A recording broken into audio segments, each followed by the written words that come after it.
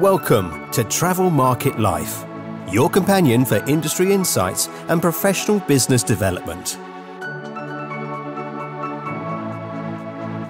Travel Market Life. Join us by webcast, video or podcast. Hello and welcome to the live sessions recorded at the Independent Hotel Show London 2023. In this session, we're looking at Recruit, Reward, Retain, Hospitality the Place to Work, covering finding the right talent when you need it, building strong teams, and reducing pressure on staff to make a career in hospitality more appealing.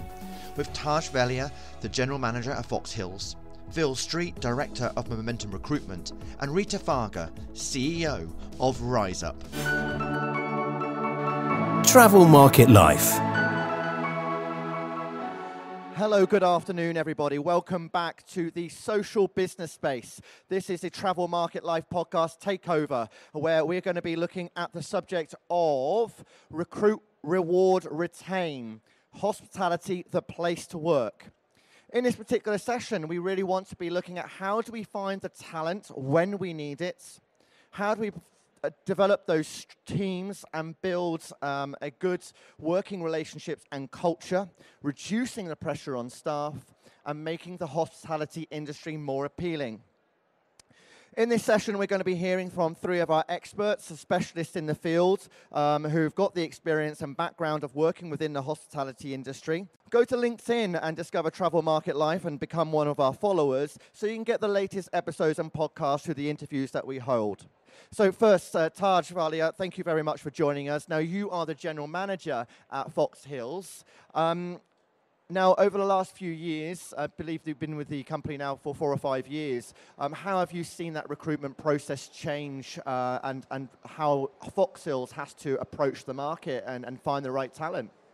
Sure. Thanks for having me, Ryan, and thanks for the wonderful panel here this afternoon.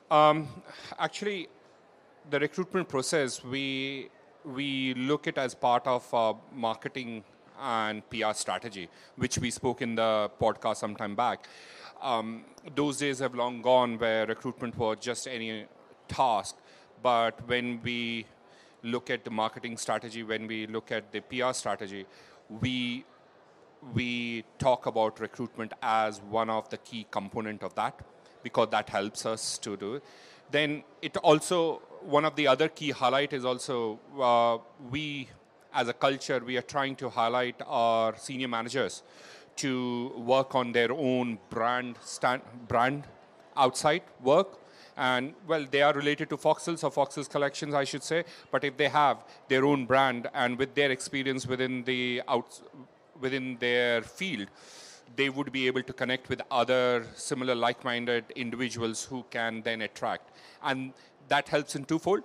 That gives them the development opportunity and also to showcase their own, what I call creativity. And secondly is, it helps the other people, the audience, which at that time target audience could be our customer or our other customer base is our staff recruitment, is also to showcase them that what we stand for, what freedom they have, empowering. And so those are the two fields which actually slightly have changed in terms of our recruitment strategy point of view.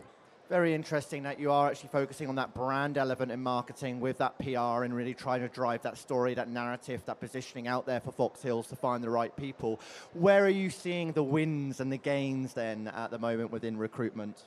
Well, it's very hard to say because there is not one thing which does it all actually.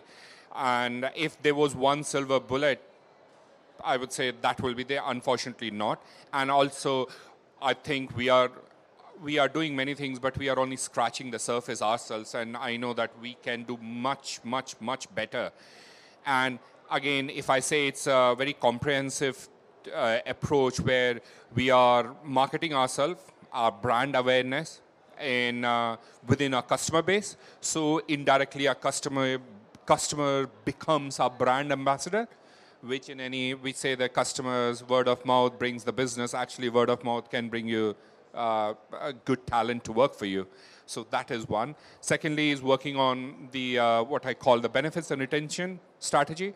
And the thirdly is we are emphasizing on what I call it as referral, where employees refer and generally, as per experience, employees, if you're an employee, you will only refer if you're happy, unless and until you hate somebody so much that you're going to refer to them. Good point. But you're going to only refer if you really like working for some place. So these are the different streams. And again, as I said, we are not, by no means we are the perfect model, but this is what we have started. And I think we can go leaps and bounds in this area, and we have to do much, much better, especially in the benefits point of view, and also what I call staff engagement when they are with us. So we're going to extrapolate a few of those items that you just Sure. mentioned there. But first to tackle is staff shortages, because that's one of the things on a day-to-day that hoteliers in general are struggling with, either because they've got people calling in sick, because you don't have a big enough, and you still don't have a full team anyway. How are you responding to that? Staff shortages is a very key and is within the hospitality. You can say, some people can say staff shortages is also reflect on culture, their well-being, happiness and all, which again, as I said, we are not perfect. We are improving day by day. So we are also, so one of the things let's not shy away from is the wages. Because at the end of the day, especially in the front line, no matter how good you are, no matter what good the benefits are, if the wages doesn't do it, nobody's going to join you. First, you need to attract with it. So we are we have got what I call as annual bonus scheme, and with that and taking into account what we are paying marginally above the minimum wage, being totally honest with you. The second is very key is we are being transparent. All the service charges go 100% to the employees. Many people can say that's a basic, but I think you all know, we will be surprised to know within the industry that this basic isn't happening there. So that's what we are doing, is the fact that all the service charge which are goes 100% to the employees. Then again is the fact that, as I mentioned briefly earlier on, is the referral scheme and bonus. We have to give you an instance, we have got our kitchen brigade is just under 30 team members are there within the kitchen. 60% of them are all through referrals. Now again, I highlighted that is on, and kitchen, and I speak to my peer group within the kitchen is one of the hardest departments to fill, totally, and we are, touch wood, I don't want to jinx it after saying that, but we are full. But 60% is through referral, and that is down to two. One is, I'm sure they are happy, and yes, we can do much better. And the secondly is we have incentivized a referral scheme in such a way that it incentivizes, rather than paying by agency outside to 12%, 15%, and there's still no guarantee whether they go, is the fact that give them the referral incentive scheme so that they want to refer their friends or ex-colleagues to work for us. And also is cross-exposure, which we work very heavily in certain departments. It's very, in kitchen, we have got various restaurants, plus in the front of the house is the fact that staff are working in different departments, so that it does twofold. It helps in tackling the staff shortage, but the byproduct of that, it makes our team more efficient because the staff is moving with the customer. It's not the case that we have got a base of 100 customers and every department is staffed up just in case they come in. We are moving, by multi-skilling, we are moving the staff. They feel valued because there's a development going on. They are expanding their training and their development by knowing different departments, and also it helps us because we don't. So these are, as I said, there's no one silver bullet. Otherwise, I will be millionaire by now. But there are many different things, and actually there are many more people are doing, and it's sharing the best practices. We might be good at something, somebody else is good at something, and tweaking it to your own property and adapting it. And I guess that's and keep on improving it, because at the end of the day, we deal with a human. And the human the psychology is we always have to improve and keep on doing something new. I mean, that's lovely. I mean, especially because if you've got so many people coming through for referrals, especially in the kitchen environment, which is traditionally known as perhaps one of the hardest environments within hospitality to work in, and you're retaining those people, you're creating, you know, a lovely work culture there, and you say you're bringing people in who obviously share the same values at the same time. How have you seen sort of like, I guess, the happiness and the satisfaction therefore change amongst your teams and your employees? So yeah, basically what we're referring to is a retention strategy point of view. Again, to be totally honest, Ryan, we are not. I was just saying that we were in the boutique hoteliers award yesterday, so I went with 7 of my colleagues there, and perhaps it might be after a few drinks, but we had a very fruitful conversation about benefits, and rightly, some of the team members challenged that benefits. There are some other companies who are doing much better. Perhaps I had a few drinks, so I flippantly said it. There are many. So, and I'm talking here about the benefits, retention, but I know we have to do much better than what we are. But saying that, what we have is the fact that the emphasis is on training and development. One of the key is if we are promoting any supervisor or assistant manager, that has to be from within.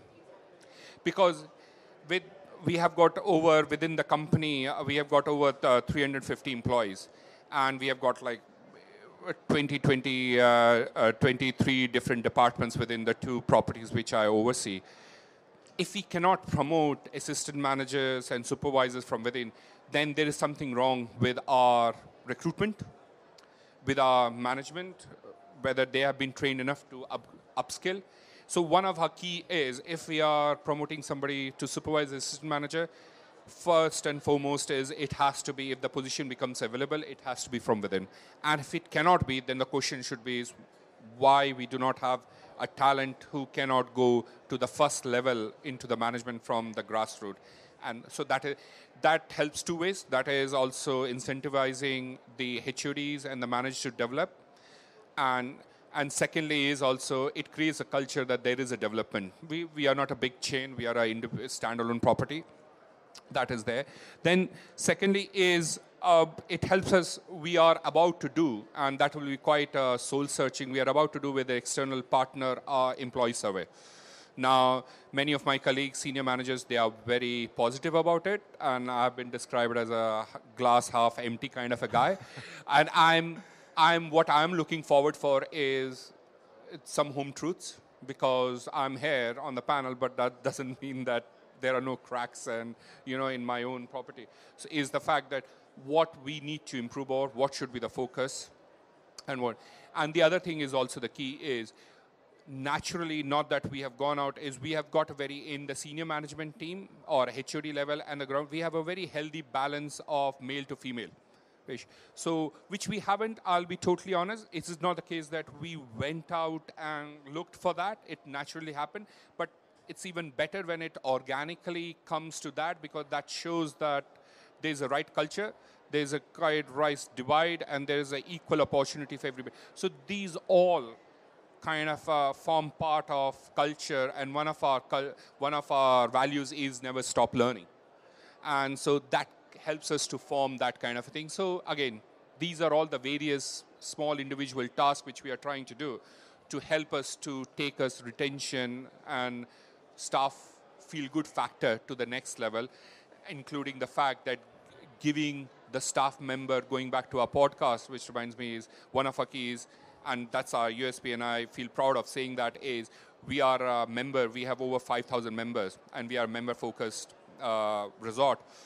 And we treat our staff like a member. So when they join after probation, they get a membership card. With their photo, exactly the same as a member who is paying $4K for annual membership, and there are no restrictions. The only ask is, please respect that and on a treadmill, they could be training in the gym, next to them will be a fully paid member. And that's kind of a thing is there are no do's and don'ts this time, because many times what we fall is, because we come with the innovation in a box, we say, whether the members will like or the customer will like. We say use it, just be respectful of the fact that you might be going and serving a drink or a coffee to the customer afterwards when you go to work. And that's why. So these kind of things all help us, small different individual things help us to create some kind of a well-being, which we can always keep on improving, because that's just scratching the surface, in my opinion.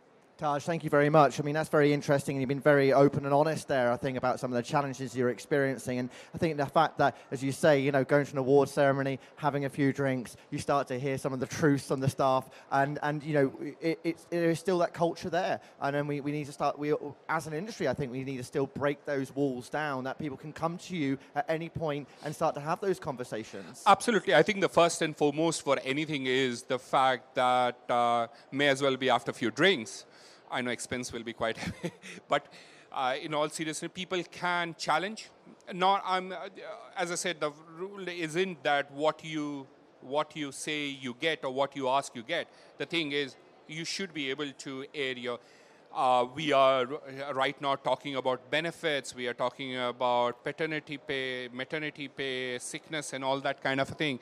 And the challenge of having 350 employees is the fact that what fits one doesn't fit the other one. So how we can make the benefits which it suits. Like I was talking to one of the HODs on the table and said that, actually membership is great for me and my family, but I don't use it. And I said, but there's a person next to him sitting who actually uses the membership better than a paid member.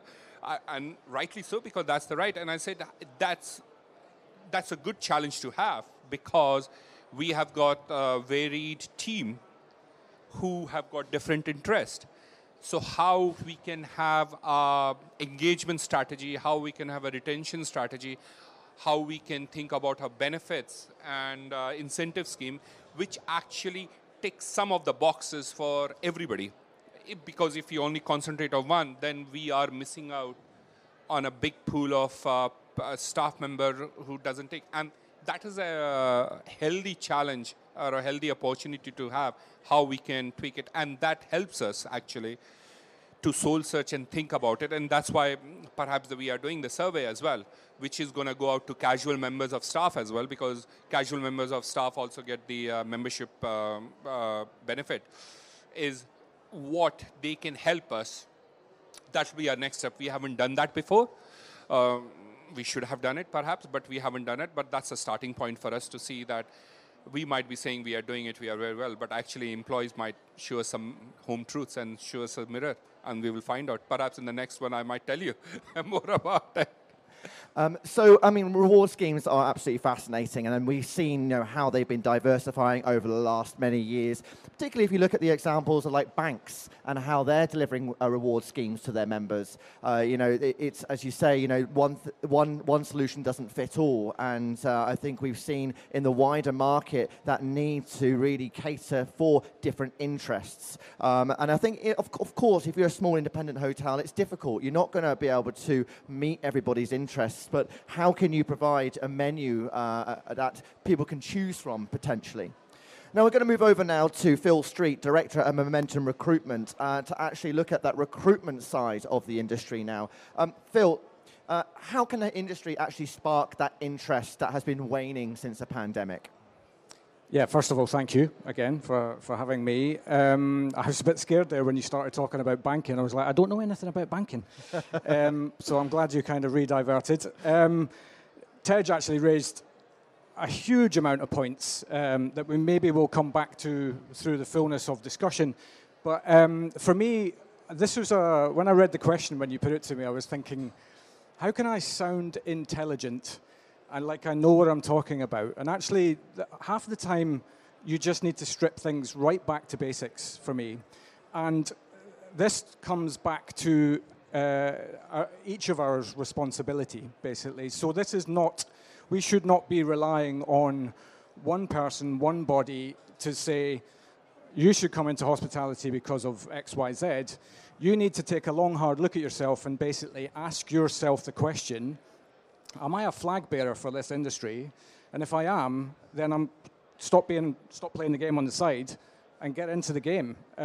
We need as many people, as Tej actually highlighted in terms when it comes to retention stuff, we need a little and often approach from as many people as possible who give a monkeys about this industry.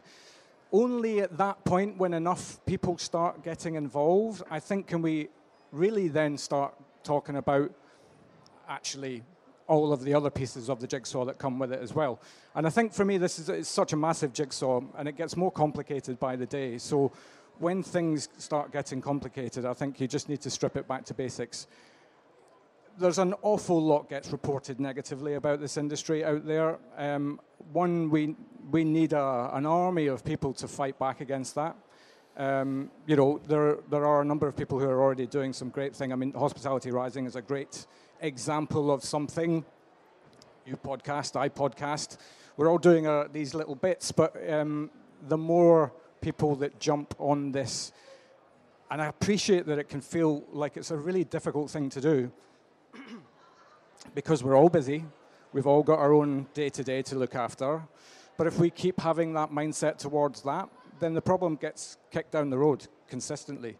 And so we've all got to agree that it's going to be tough to win this game, but we can do it. There's enough people that do care. So I've used a phraseology on many discussions that I've had. We have to unite the clans. We're quite a clan approach industry in the end. There's hotels, there's restaurants, there's contract catering, there's all manner of stuff, and they all go off and do their own thing. But actually what we need is this united front to showcase what a spectacular industry this is. Now, you do a lot of recruitment anyway for hoteliers and help them find and fill roles. How are you seeing the best way that hoteliers are actually able to cut through the noise and find the right people? What's your approach and what are you seeing really works? Tej made a great point here, and I was actually delighted when you did, because you did half my job for me, was to focus on it as part of your marketing strategy. And actually, don't worry about what other people are doing on that front. You've just got to worry about your own story and your own narrative and the things that are really, really, truly authentic to you as a business, and then the people within your business. And that, a lot of that can be individual stories as well. It's not just about the business's story. The people who are on social media doing wonderful things that they then stick out on social media, on Instagram or whatever, that, look how much fun this person's having at work. That will spark an interest in people that will go, I didn't know that was something you could do in that environment. So marketing is where you start, but it has to be really, really authentic. And I'm going to steal something from a good mate of mine, Kieran Bailey, who tested this one out on me last week before he went on stage and talked about this very thing. He said, you've almost got to look at this as if it's a relationship. Like you are working hard as an individual to go and get the affection of whoever it is that you're wanting to go after. So you give the best version of yourself in that environment. They like that, they come in. If you're not then backing up everything that you just said you were in that process, that person will walk away. 2 months, 3 months, a year, 2 years, however long it is. So there's no point in sort of having a marketing focus that's all around, look at us, we're amazing, look at all of the wonderful things that we're doing, and then you're not authentically doing that. The minute that's not aligned is the minute when people get itchy feet and they go, this is not what I thought it was going to be, so I'm out. It's interesting because you say if you bring to the fore sometimes some of the challenges that you're having, you find the people that want to really bite into those challenges, to actually want to confront those and develop themselves through those challenges. Not everybody wants an easy life and exciting, great culture work. Some people actually want to come in, make a change, make a difference, and really uplift what there was. So I guess that also helps define the right people for that business at that point. Yeah, absolutely. And I think kind of to further that point, I mean, how do we spark interest in the industry? How do we spark interest in people having self-responsibility, growth mindsets?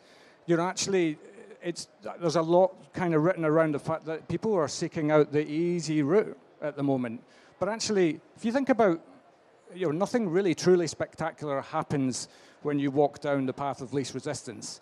All of the really amazing stuff happens on the path of most resistance. Maybe not most resistance, maybe some resistance. So, and that's when you get growth. And I think that's maybe also part of the overall jigsaw, and that's not hospitality's responsibility.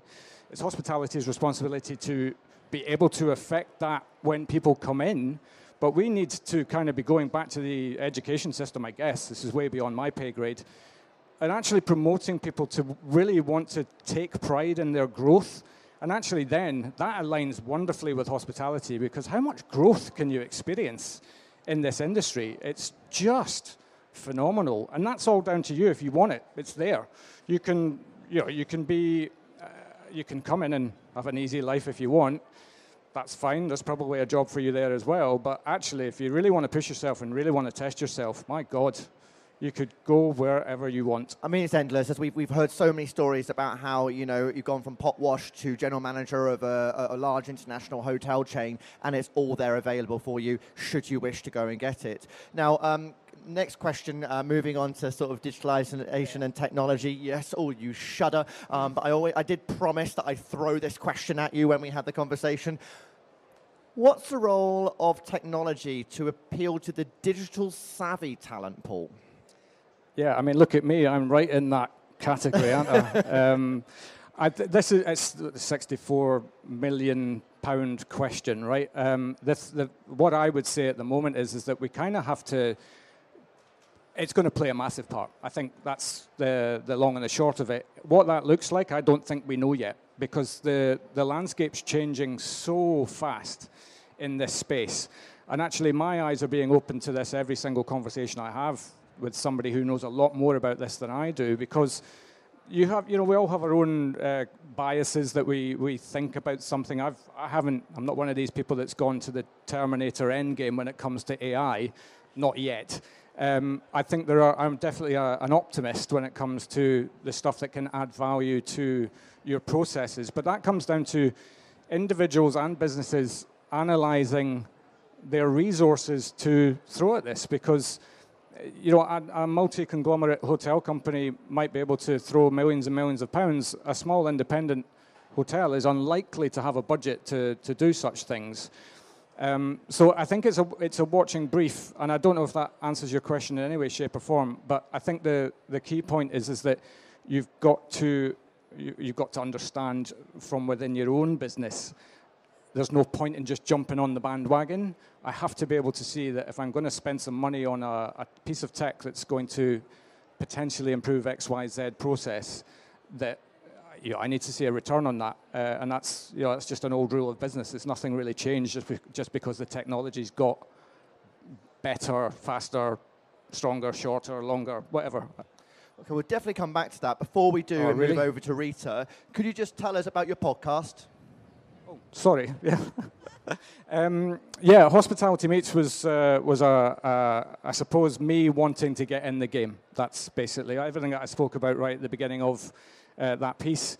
And for me, that was just about, I see so many amazing stories day in, day out of people in this industry who really, really care. And these are the stories that don't get out. So all the podcast was to start telling the stories of people who give a monkeys about this industry, and let's talk about the anecdotal stuff, the thing that gives it a human value. Let's not make it a business podcast. Let's just, let's talk about the good, fun, quirky, weird, exciting, scary stuff that happens every day in this industry. Thank you, Phil Street. So that's Hospitality Meets, a podcast that you can check out online. Of course, it's online because it's a podcast. I don't know what else it would be. Now, over to Rita Varga. Thank you ever so much for coming along. You are the CEO of RaizUp. Before we sort of delve into your questions, let's just give everybody here and our audience back home an idea of what is RaizUp. Right. RaizUp is on one side a non-profit organization working towards diversity and inclusion in the travel space, specifically hospitality and travel tech companies. And we're also consultants on company culture, recruitment, and business expansion, taking companies abroad from their motherlands. Thank you very much. So check out RaizUp. Then we're going to extrapolate some of those areas that you are particularly focusing on at the moment. Diversity and inclusion. How are you seeing it change in the industry? Well, I see progress, and I was very happy about a lot of things that Tej was sharing about their strategy and the way he communicates with staff, and that there are companies that are actually doing something about to diversify and get a talent attraction, get diverse talent into the industry.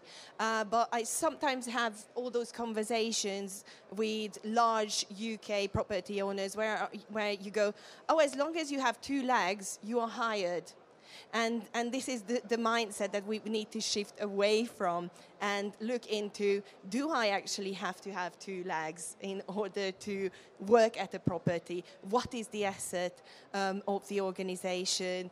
And really just approach it as a business strategy to yourself and spend as much time and spend as much investment into it as any other areas. Like the time that you spend with your customers, that time you should also spend with your potential hires. Is there any particular areas that you can see the quick wins of putting those efforts in for some hotels? If they're going to walk away today, what are 2 or 3 areas, say, go home and focus on these specific and try to implement a few things? Well, you are launching it the first time. Do I understand it correctly? Ask your employees. What do they like? What do they dislike? What is that they want to get into operation? What should change? Trust your employees and ask them. And the survey is a very quick win.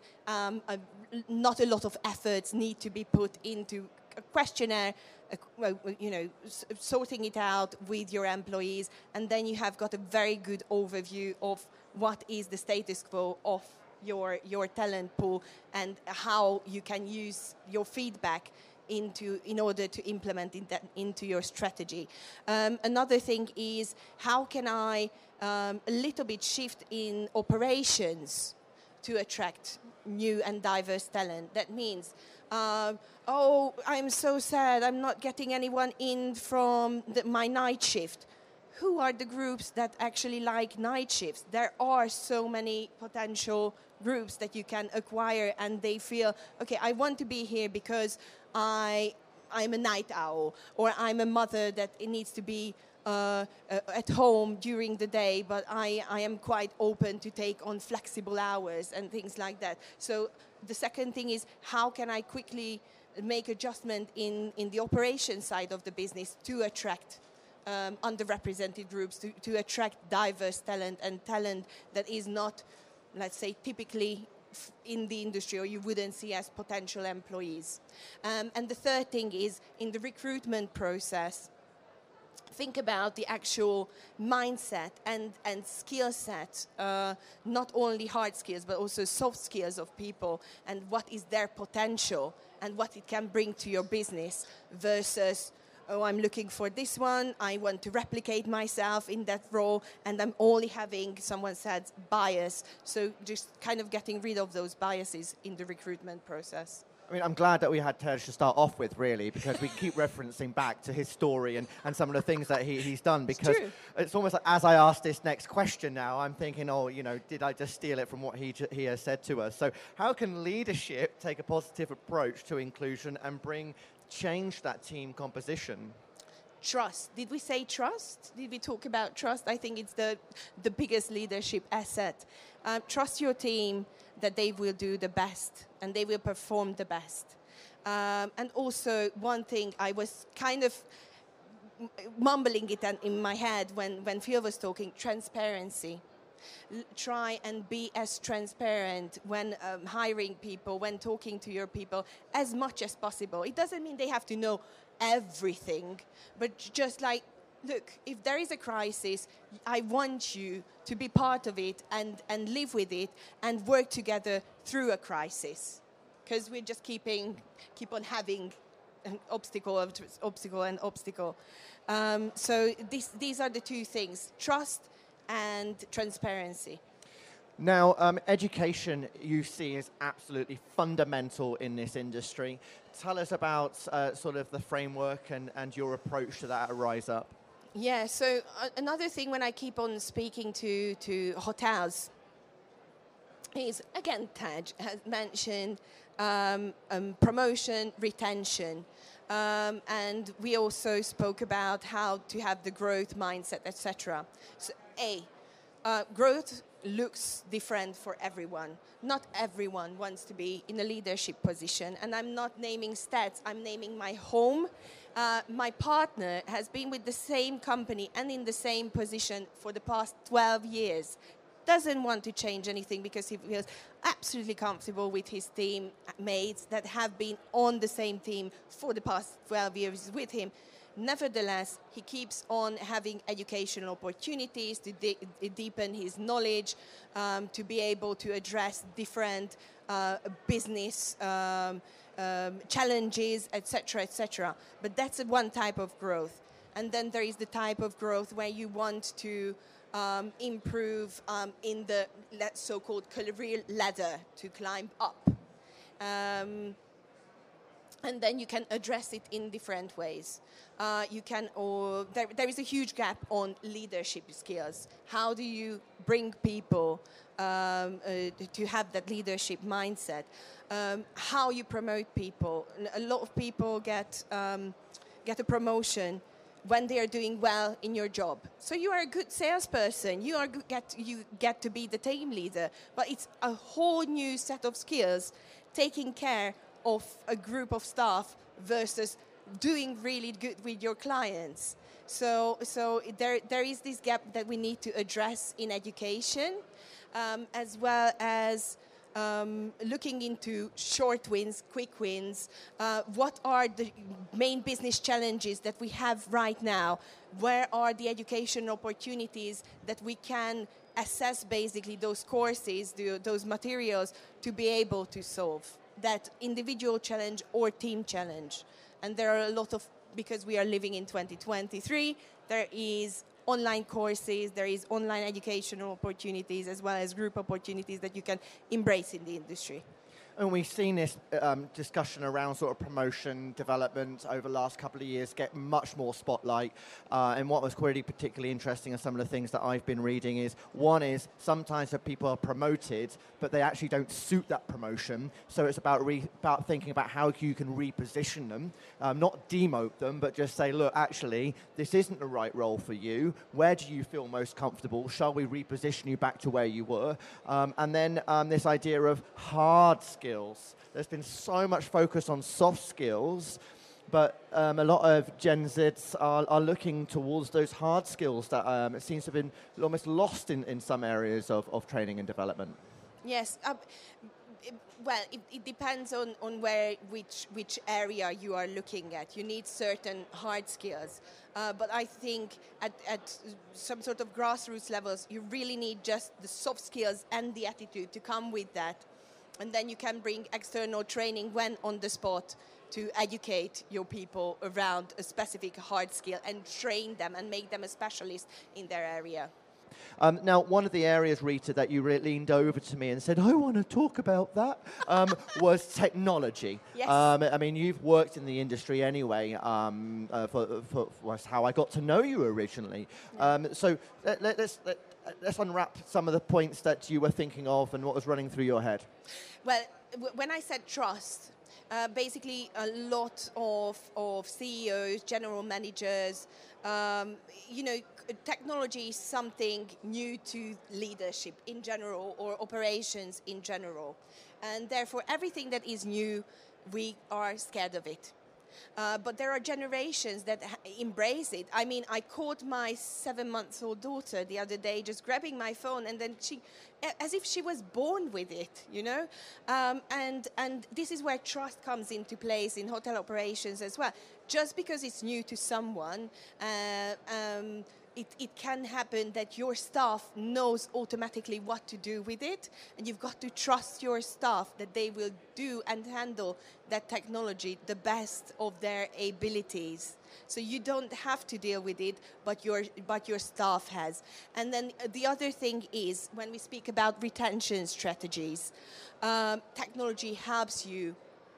Not only, we talk a lot about guest experience and improving operations and things like that, but the amount of work technology can get off your shoulders, that helps you with people getting burnt out just by sending a copy-paste email to the same inquiry over and over again. And it just saves you time and helps you avoid burnout, which we are all still going through. Can I say the C word? Well, okay, be careful. Post-C word. Yeah. So we are pretty much going through that. Oh, if you just give me a little bit more, then I'm out. Thank you. Yeah, I mean, I'll come to you, Taja, regarding technology, because obviously it's an area that I'm certainly renowned for. And, how and where are you sort of looking at technology to support staff? I mean, we've looked at, the property management systems. We understand, that is, central to the hotelier. We look at sort of operational or housekeeping management systems now. Also, a robotic process automation that just helps with some of those manual sort of repetitive data entry jobs. Where are you looking within your hotel, or what systems have you put in place that is really helping alleviate some of those sort of tedious problems you had within managing teams? Just to add on, and that correlates to your question, is when Rita was saying trust. For my leadership, or what I call culture, for me, what is important is the honesty. How I believe, and there's no right or wrong, how I believe is honesty breeds trust. If you're in that honesty in form of transparency, whatever you can. So when it comes to technology, that's the conversation. It's $1 million conversation, which we have it at a resort. And then it comes to honesty, because one of the things which I have learned, or have to learn working with Gen Zs, is the fact that when I was growing up in the hospitality, coming up the ladder from waiter and all that, I could not turn around and question my supervisor or assistant manager why we are doing this or what we are doing that. Otherwise, I will be doing some things which unsavory things which I will have to do. But right now, that's a good thing also, is the fact that it's not about technology as such, it's more about the processes as well.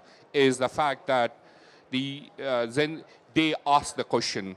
They're saying, why do we do like that? That could be quite simple, just because every hotel or we have been doing like that, and they will have a simple, why cannot we do that? Sometimes that's a technology base, sometimes it's just a basic paper chase or paper trail. And when it comes to technology, and we face that problem on day-to-day basis, because we have got multiple offerings under one umbrella. Now, what one technology solves one doesn't solve the other.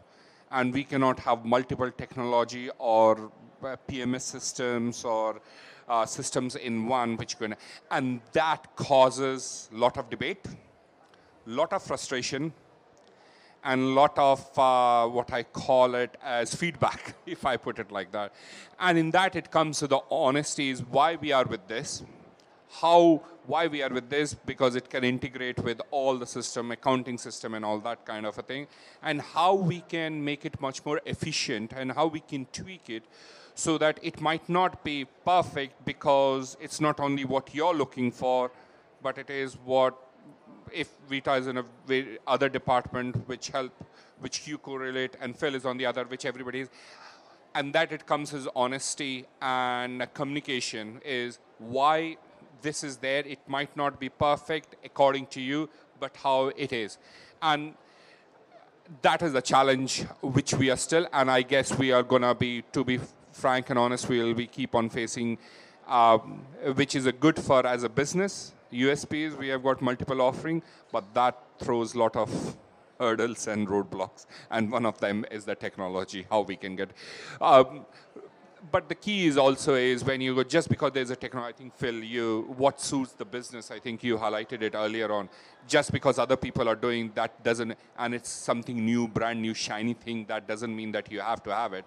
Till the time if it suits your business and the business remit is, and you can have it, please, by all means, have it. But if it, just because it's something new, shiny thing in the market, but it doesn't suit you, and you end up with the same problem, actually, you will be asked many more questions by your employees or your staff you went out, you spend X amount of money to bring a new shiny things, but actually, it hasn't solved anything. So what was the point of spending? And they will hold you responsible, accountable for that spending, which rightly so they should be. Yeah, it's absolutely interesting when it comes to look at that level of technology and implementation. And one of the areas that we always consider for hoteliers is really understand what you stand for, what your values are. Have a look at your objectives and where you're looking at taking the company over the next few years, and involve your team in those decision makings around technology. What features and functionalities will help them in their role, and then identify the solutions that are going to fit around them. Because at the end of the day, as you say, you need usage. You need your staff on it. And you're not going to get the ROI unless they are using it and they are fully trained, and it is taking them on that journey. I mean, I'm sure we've all been there. I remember certainly being there in some of my first roles. You suddenly turn up to work on a Monday morning and they've just introduced a whole new system. You go into training for an hour or two and you're thinking, oh my God, my life is entirely changed. What am I doing? And that's not a fun way to start a week. And if you had been consulted earlier in advance and prepared for that, then I think a lot of people's minds and would be approach to it would be very different. I mean, we were having this conversation, Phil, yesterday about artificial intelligence, and total jobs currently say that 12% of companies are using AI for screening applicants and actually going down that road with identifying sort of how the right candidates. We had a number of conversations. In Hotelier's Voice, actually, we spoke to Up Hotel, who they actually use it, My Next Hotel, and they use technology for onboarding, so a lot of training at home before they actually join the company. Are you seeing that amongst your customers? Are they actually sort of looking at exploring some of those options? I think yes and no. I think, again, it comes down to, that was a proper sit on the fence answer, wasn't it? Again, it comes down to the individual businesses. I'm all on board for AI adding value. I'm not on board for it taking over the whole process. I still think, I think it could be absolutely wonderful as part of the screening process, because as I alluded to earlier on, we're quite a biased bunch of people. So, you could potentially eliminate that bias that might actually get an absolutely wonderful recruit into your business. But it can't stop there. It's then you still have to have the human contact through a recruitment process, because otherwise, everything that we've just spoken about today around how do we attract people, the marketing of and all of that kind of stuff, it's a moot point, or as Joey would say, a moo point, right? From Friends, there's a generational joke. Does anybody still watch Friends? I've got one person laughing at that, that's fine. Yeah, so it's. I think we're definitely at a point, as Tej alluded to, it is the shiny new thing. It's probably not even that new anymore. I think everybody under the sun's probably got a ChatGPT account and probably experiments with how it can add value to their life personally and professionally.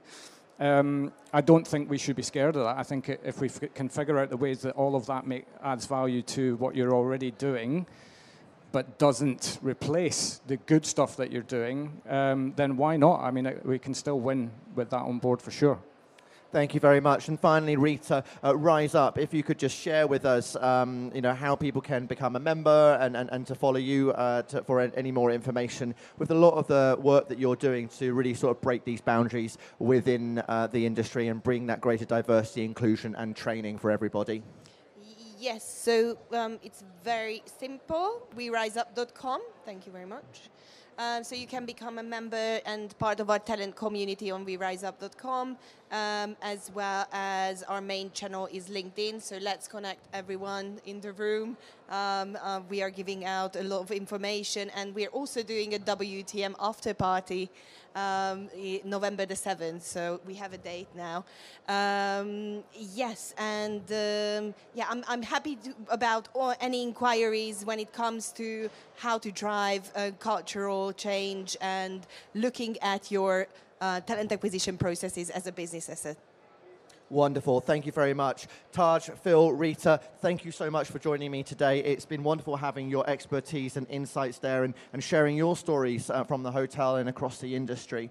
We're going to be coming up at 3 o'clock this afternoon with the tech stack, where we're going to be really sort of exploring a bit more about the systems and applications that are going to make up digitalization within the hospitality industry. Thanks ever so much for joining us today. Don't forget you can check out this again on Travel Market Life. Travel Market Life.